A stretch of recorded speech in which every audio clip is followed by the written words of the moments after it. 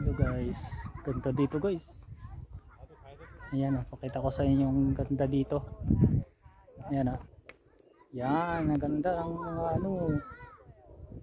Sa ano lang to, sa Junju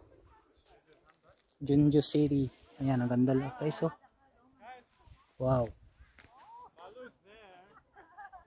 ganda, sabay-sabay yung ano pag tawag dito, yung bulaklak sabay-sabay. Ano kaya to? Pero yung ibang bulaklak na mamatay na siya kasi pa summer na dito sa Korea. Tapos na yung ano pasok na rin yung summer. Maganda. Yan, sa Junju City.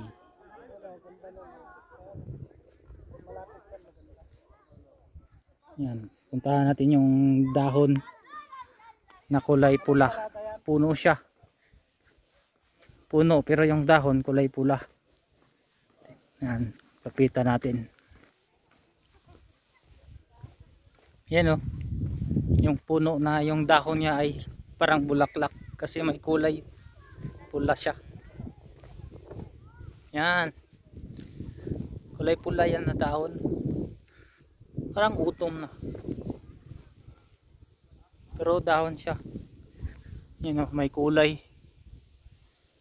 Yan, dahon lang yan. Oh, ang ganda dito oh. Ganda dito oh. Sabay-sabay kasi namukadkad yung bulaklak. Yan, may kulay white pa na bulaklak. Hindi ko alam anong pangalan ng bulaklak na yan. Tapos lapit pa sa ano, lake yan. Kasi malayo sa dagat dito. Wow. Doon marami din no, sa unahan, marami ding bulaklak.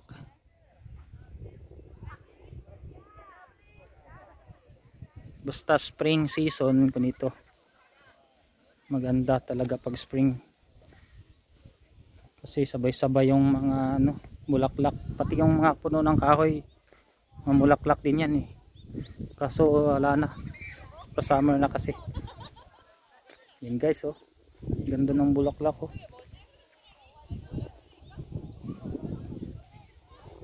Yun oh, parang ano siya, sibuyas. Dahon ng sibuyas.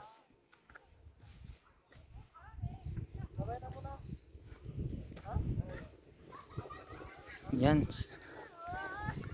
Nandun yung kasama ko sa taas. Puntahan ko muna sila.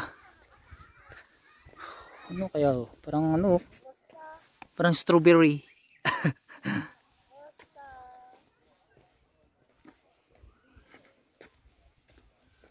Yan, may ano pa.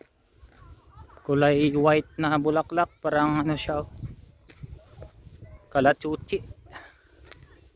Yan oh. Puti. Wow. Thank you for watching. God bless.